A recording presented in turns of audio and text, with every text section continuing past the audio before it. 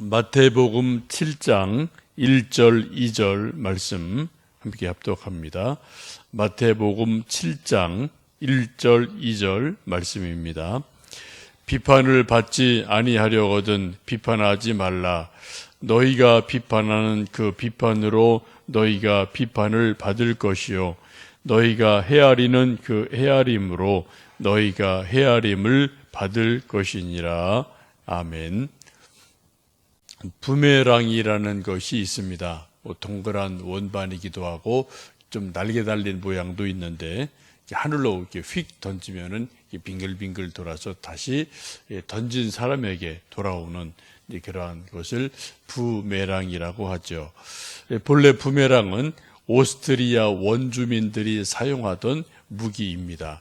그래서 옛날에 이게 좀 날카로운 쇠나 또 어떤 이렇게 굽은 나무 조각을 잘 만들어서 던지면은 적군에게 휙 날아가서 적군을 때리고 목을 치고 그렇게 하던 무기로 알려져 있습니다. 요즘은 운동기구로 이제 아이들이 재미로 던지기도 하고 또 이제 여러 가지 운동하는 도구로 사용되기도 합니다. 우리가 인생을 살다 보면 자기가 한 말, 또 자기가 한 행동, 이런 것들이 언젠가 부메랑이 되어서 자기에게 되돌아오는 일들이 아주 많습니다.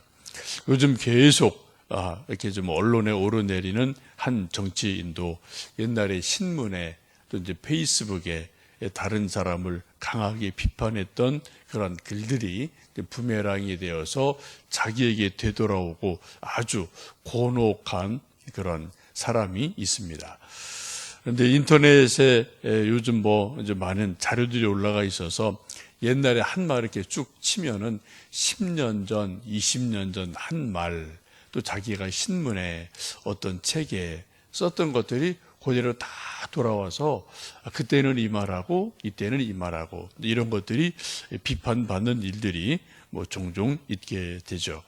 그래서 요즘은 정말 말 조심해야 되고 글 조심해야 되고 자기 기분대로 말했다가 자기 하고 싶은 말 다 그대로 글로 썼다가 또 언제 또 그것이 자기에게 되돌아올지 모르는 그런 시대를 살고 있습니다. 오늘 예수님께서 제자들에게 신신당부하시는 말씀이 비판받지 않으려면 다른 사람을 비판하지 마라 라고 말씀합니다.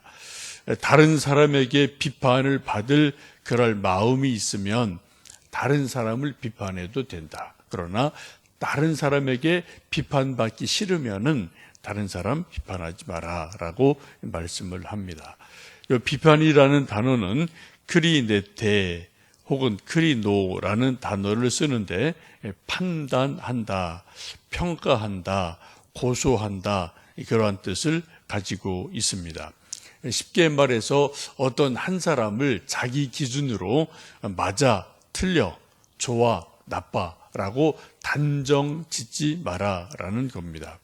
왜요? 우리 모든 인간은 지식이나 경험이나 감정이나 말이나 글이나 100% 완벽하지를 않습니다. 다 우리 모두는 자기 나름의 편견이 있기 때문에 그 편견 가지고 어떤 누군가를 있는 그대로 100% 객관적으로 판단할 수 없다, 알 수 없다. 그렇기 때문에 실수가 있다는 거죠. 그래서 비판받지 않으려면은 다른 사람을 비판하지 말아라 라고 말씀합니다. 2절 말씀 보시면 너희가 비판하는 그 비판으로 너희가 언젠가는 비판을 받을 것이다. 또 너희가 헤아리는 그 헤아림으로 너희가 헤아림을 받을 것이다 라고 말씀을 합니다. 우리말에 가는 말이 고와야 오는 말이 곱다라는 말이 있죠. 이것도 말이 부메랑이 되는 거예요. 처음에 고운 말, 착한 말 하면 또 착한 말이 돌아와요. 그런데 험한 말을 하면은 더 큰 험한 말이 돌아옵니다. 그래서 또 대로 주고 말로 받는다. 그런 말도 있고요. 이것을 요즘 현대 말로 말하면 내로남불, 또 요즘은 조로남불 이런 것들을 이제 언론인들이 쓰는 것을 봅니다. 이 내로남불, 저로남불 이것도 아마 100년이 지나면 속담이 될 거예요. 그래서 옛날에 그런 일이 있었지, 그런 말들이 있었지라고 이게 또 한 50년, 100년 지나면은 또 속담이 돼서 또 우리 후대들이 그런 말들을 쓰지 않을까 싶습니다. 유대 랍비들이 이렇게 말합니다. 이웃을 좋게 판단하는 자는 하나님께 좋게 판단을 받을 것이다 라고 가르칩니다. 이웃 사람을 좋게 긍정적으로 판단하는 사람은 어떻게 해요? 하나님께도 좋은 사람으로 평가를 받는다라는 말씀입니다. 유대 랍비들이 사람들에게 가르치는 것이 이 세상에서 사람들에게 신임을 얻고 죽어서 천국에서 상을 받으려면 적어도 6가지를 해야 된다. 이건 기독교가 아니라 이제 유대교라는 또 이제 랍비들이 가르치는 6가지 강조점이 있습니다. 첫 번째는 연구하고 공부하는 거예요. 열심히 율법을 연구하고 공부하는 것. 이게 하나님께 상 받을 일이라는 겁니다. 두 번째는 병자를 신방하고 위로해 주는 일. 또 세 번째는 손님을 대접하고 환대해 주는 일. 네 번째는 열심히 기도하고 열심히 기도에 전념하는 일. 이게 하나님께 상 받을 일이라는 겁니다. 또 다섯 번째는 율법 안에서 자녀를 잘 말씀 교육하는 것. 그리고 여섯 번째가 다른 사람을 최선으로 생각해 주는 것. 그런 가르침을 강조합니다. 지금 여섯 번째, 다른 사람을 최선으로 생각해 주는 것. 이게 이제 비판하지 않는 것과 같은 맥을 가지고 있는 거죠. 근데 보통 우리 사람들은 다른 사람을 최선으로 생각해 주기보다는 최악으로 생각해 주는 경향이 있습니다. 그래서 나보다 남을 이렇게 낮게 또 좋게 여기기보다는 나보다 남을 낮게 또 그렇게 깔보고 무시하는 것들이 우리 사람들 속에 있죠. 왜냐하면은 우리 인간들의 마음 속에는 죄성이 있어서 다른 사람을 나보다 더 좋게 보거나 말하기가 참 쉽지가 않아요. 흉보고 남을 깔보고 무시하는 거는 이게 쉽게 나오고 재미가 있는데 다른 사람을 나보다 좋다, 훌륭하다 이렇게 생각하고 말하면은 이게 재미가 없어요.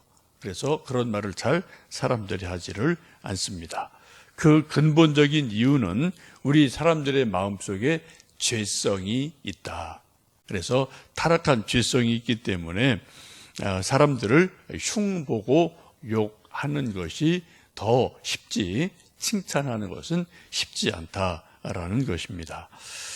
여러분, 왜 예수님께서 제자들에게 하실 말씀이 참 많을 터인데 그 귀중한 시간에 비판받지 아니하려거든 비판하지 마라라고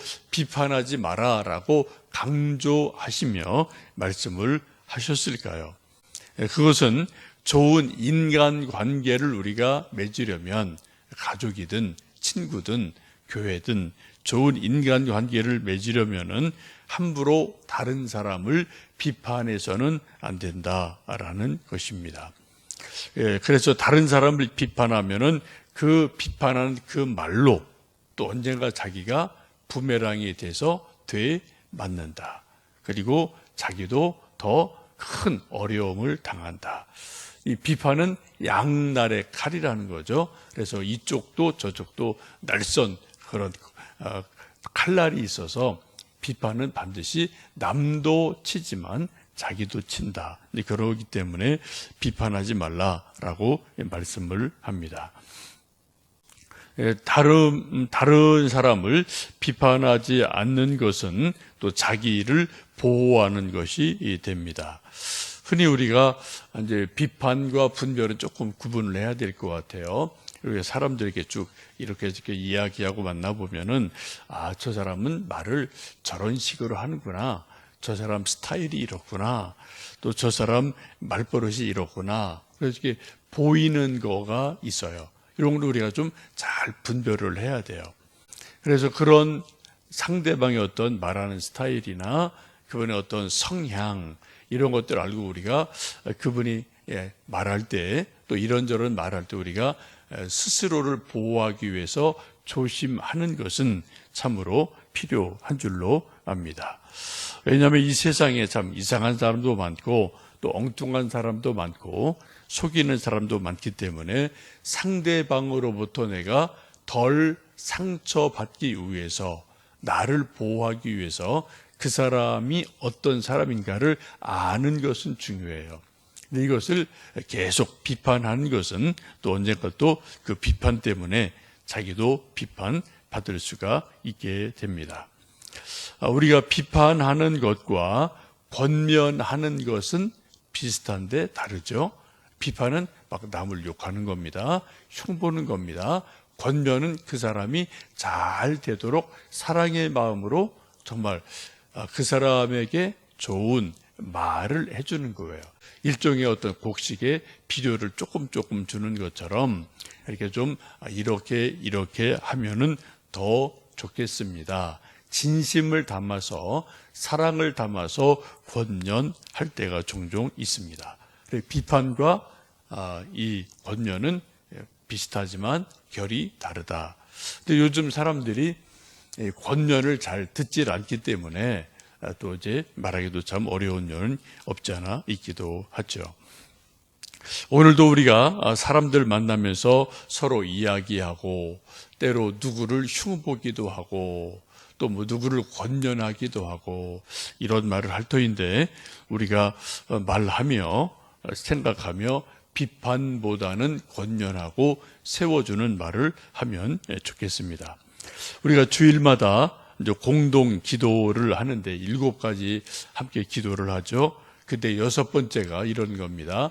미인 대칭 감 비비불 교회가 되게 해주세요 라고 기도하는데 미소, 인사, 대화, 칭찬, 감사는 하고 비난, 비판, 불평은 하지 않는 교회가 되게 해주세요. 교인들이 되게 해주세요. 그런 의미입니다. 비비불, 오늘도 비비불 이것을 좀 생각하시면서 비난하거나 비판하지 않고 감사한 하루를 살아가는 복된 하루가 되시기를 주님의 이름으로 축복합니다. 함께 기도하겠습니다.